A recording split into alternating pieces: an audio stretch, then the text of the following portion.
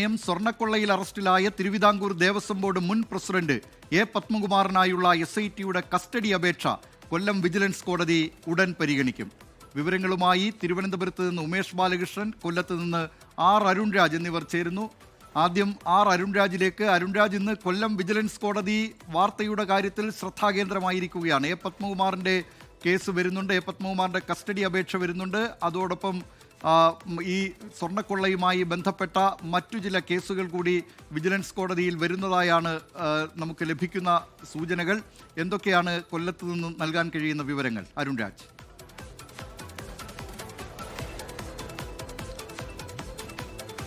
ദിലീപ്കുമാർ, അല്പസമയം മുമ്പാണ് സ്വർണ്ണക്കൊള്ള കേസുമായി ബന്ധപ്പെട്ട് മുൻ ദേവസ്വം ബോർഡ് പ്രസിഡന്റ് എ പത്മകുമാറിനെ കൊല്ലം വിജിലൻസ് കോടതിയിൽ ഹാജരാക്കിയത്. ഇപ്പോൾ കൊല്ലം വിജിലൻസ് കോടതിയിൽ അന്വേഷണ ഉദ്യോഗസ്ഥനായ SP ശശിധരൻ അടക്കമുള്ളവർ എത്തിച്ചേർന്നിട്ടുണ്ട്. പത്മകുമാറിന്റെ അറസ്റ്റ് നേരത്തെ തന്നെ ഉണ്ടായതാണ്. ഇതുമായി ബന്ധപ്പെട്ട ചോദ്യം ചെയ്യലിന് മതിയായ സമയം ഈ അന്വേഷണ സംഘത്തിന് ലഭിച്ചിട്ടില്ല. പലതവണ ചോദ്യം ചെയ്യാൻ നോട്ടീസ് നൽകിയെങ്കിലും പത്മകുമാർ അന്വേഷണത്തോട് സഹകരിച്ചില്ല എന്നുള്ളതാണ് പ്രധാനമായും അന്വേഷണ സംഘം കോടതിക്ക് മുമ്പാകെ ഇന്ന് വെക്കാൻ പോകുന്ന വാദം. ഒരു തവണ ഹാജരായി അത് 4 മണിക്കൂർ അറസ്റ്റ് രേഖപ്പെടുത്തി അന്വേഷണ സംഘം പിന്നീട് കോടതിയിൽ ഹാജരാക്കിയാണ് ഉണ്ടായത്. ഇതുമായി ബന്ധപ്പെട്ട കൂടുതൽ ചോദ്യം ചെയ്യൽ അനിവാര്യമാണ്. ഉണ്ണികൃഷ്ണൻ പൊറ്റിയും പത്മകുമാറും തമ്മിലുള്ള ബന്ധം ഇതിനോടകം തന്നെ തങ്ങൾക്ക് കണ്ടെത്താൻ കഴിഞ്ഞിട്ടുണ്ട് എന്നുള്ളതാണ് അന്വേഷണ സംഘം കോടതിക്ക് മുമ്പാകെ ഇന്ന് പ്രധാനമായും വെക്കുന്ന വാദങ്ങളിലൊന്ന്. പക്ഷേ ഇവർ തമ്മിലുള്ള സാമ്പത്തിക ഇടപാടുകൾ, ഇതുമായി ബന്ധപ്പെട്ട് നടത്തിയ വിദേശയാത്രകൾ എന്നിവ സംബന്ധിച്ച് കൂടുതൽ വ്യക്തത വരണം. കാരണം ഹൈക്കോടതി അനുവദിച്ച സമയപരിധിക്കുള്ളിൽ രണ്ടാമത്തെ റിപ്പോർട്ട് കൂടി കോടതിക്ക് മുമ്പാകെ സമർപ്പിക്കേണ്ടതുണ്ട്. അത് നാളെയാണ്.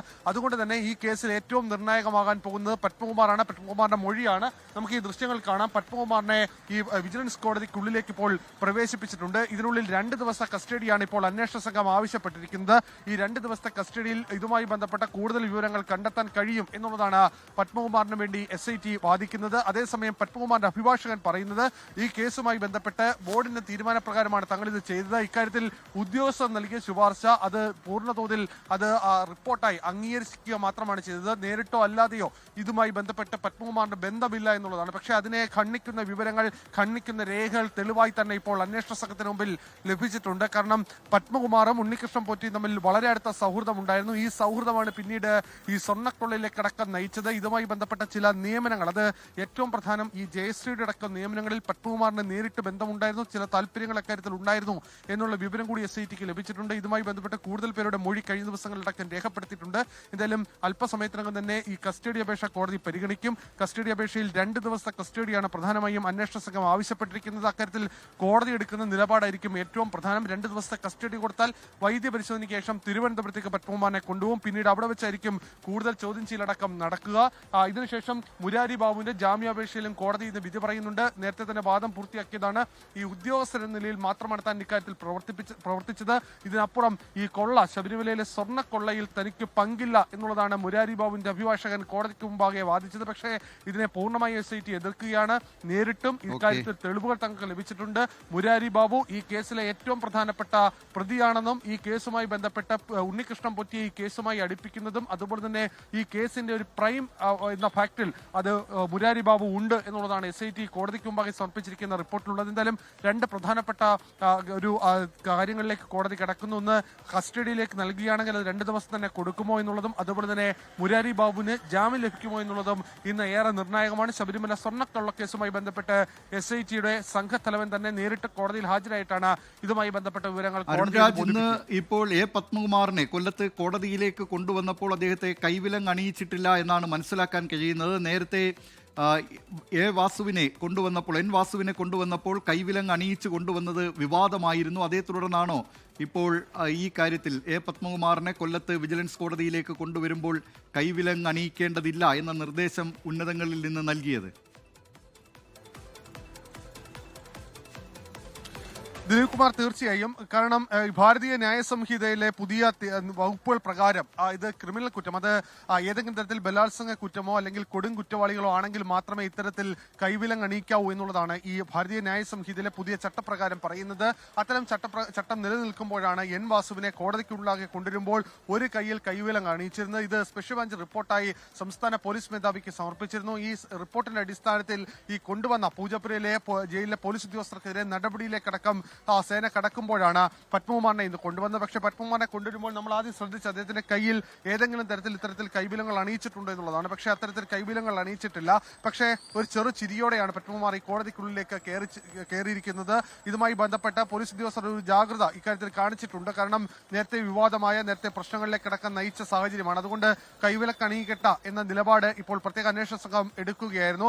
നേരത്തെ ഈ പ്രത്യേക അന്വേഷണ സംഘത്തിന്റെ തീരുമാനപ്രകാരമല്ല കൈവിലങ്ങ് അണിയിച്ച് കൊണ്ടുവന്നതെന്ന് അന്വേഷണ ഉദ്യോഗസ്ഥർ തന്നെ വ്യക്തമാക്കിയിരുന്നു. ഇന്ന് പത്മകുമാറിനെ കൊണ്ടുവരുമ്പോൾ അദ്ദേഹത്തോടൊപ്പം അനുഗമിച്ചിരുന്നത് ഈ പ്രത്യേക അന്വേഷണ സംഘത്തിലെ ഉദ്യോഗസ്ഥർ അടക്കമുണ്ടായിരുന്നു. അതുകൊണ്ട് അക്കാര്യത്തിൽ അവരുടെ ഭാഗത്തുനിന്ന് ഒരു ജാഗ്രതയുണ്ട്. എന്തായാലും ഈ പത്മകുമാറിനെ കൊണ്ടുവരുമ്പോൾ പുറത്ത് BJP-യുടെയും കോൺഗ്രസിന്റെയും പ്രവർത്തകർ ഇപ്പോൾ പ്രതിഷേധവുമായി എത്തുന്നുണ്ട്. കാരണം നേരത്തെ കൊണ്ടുവന്നപ്പോൾ തന്നെ വലിയ മുദ്രാവാക്യം വിളികൾ ഈ പ്രതിഷേധക്കാരുടെ ഭാഗത്തുനിന്ന് ഉണ്ടാവുകയും ചെയ്തിരുന്നു. കാരണം പത്മകുമാർ ഈ സ്വർണ്ണക്കൊള്ളയിൽ നേരിട്ട് പങ്കെടുത്തതാണ്. സോ അതിനപ്പുറം ഒരു പൊളിറ്റിക്കൽ അറസ്റ്റ് കൂടിയാണ് പത്മകുമാറിന്റെ എന്ന് പറയുമ്പോൾ. കാരണം N വാസുവിനെ പോലെയോ അല്ലെങ്കിൽ മുരാരി ബാബുവിനെ പോലെ ഒരു ഓഫീസർ തസ്തികയിൽ ഉണ്ടായിരുന്ന ഒരാളല്ല.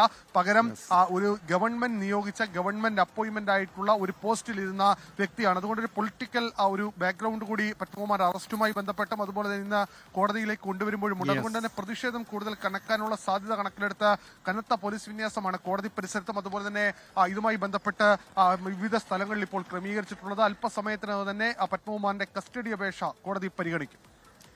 കൊല്ലം വിജിലൻസ് കോടതിയിലേക്കാണ് ഇപ്പോൾ ഏവരുടെയും ശ്രദ്ധ. രണ്ട് പ്രധാനപ്പെട്ട സംഭവങ്ങളാണ് കൊല്ലം വിജിലൻസ് കോടതിയിൽ നടക്കാൻ പോകുന്നത്. ഒന്ന്, തിരുവിതാംകൂർ ദേവസ്വം ബോർഡിന്റെ മുൻ പ്രസിഡന്റും CPIM നേതാവുമായ A പത്മകുമാറിനെ കസ്റ്റഡിയിൽ വിട്ടു നൽകുമോ എന്നതാണ്. കസ്റ്റഡി അപേക്ഷയുമായി SIT ഉണ്ട്. മറ്റൊന്ന്, മുരാരി ബാബുവിന് ജാമ്യം ലഭിക്കുമോ എന്നതാണ്. മുരാരി ബാബുവിൻ്റെ ജാമ്യാപേക്ഷയും ഇന്ന് കൊല്ലം വിജിലൻസ് കോടതിയാണ് പരിഗണിക്കുന്നത്. വിവരങ്ങൾ നൽകിയത് കൊല്ലത്ത് നിന്ന് R അരുൺരാജ്. ഇപ്പോൾ ഉമേഷ് ബാലകൃഷ്ണൻ തിരുവനന്തപുരത്ത് നിന്നുണ്ട്. ഉമേഷ്, തന്ത്രിമാരുടെ മൊഴി പ്രത്യേക അന്വേഷണ സംഘം എടുത്തിരിക്കുകയാണ്.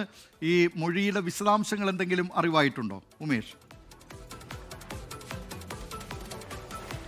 ദിലീപ് കുമാർ, പ്രധാനമായി രണ്ട് കാര്യങ്ങളാണ് ഈ അന്വേഷണ സംഘം ഈ തന്ത്രിമാരിൽ നിന്ന് അറിയാൻ ശ്രമിച്ചത്. ഒന്ന്, ഉണ്ണികൃഷ്ണൻ പോറ്റിയുമായുള്ള ബന്ധം. എന്തായാലും ഉണ്ണികൃഷ്ണൻ പോറ്റിയെ അറിയാമെന്നുള്ളത് കൃത്യമായി ഈ തന്ത്രിമാർ രണ്ടുപേരും SITക്ക് മുന്നിൽ സമ്മതിച്ചിട്ടുണ്ട്. രണ്ടാമത്തെ കാര്യം, ഇതുമായി ബന്ധപ്പെട്ട് സ്വർണ്ണപ്പാളി കൊണ്ടുപോകുന്നതിന് തന്ത്രിമാരുടെ അനുമതി വേണം.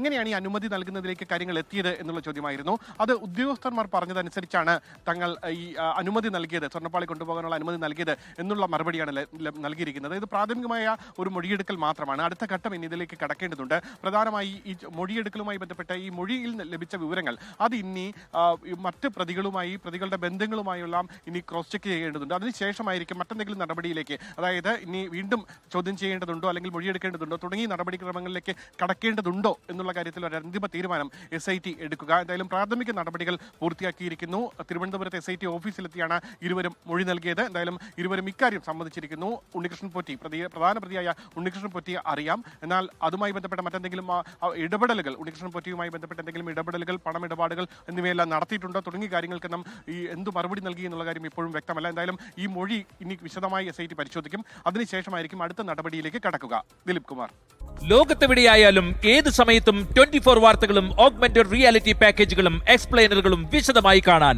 ഞങ്ങളുടെ YouTube ചാനൽ നിങ്ങൾക്ക് സബ്സ്ക്രൈബ് ചെയ്യാം.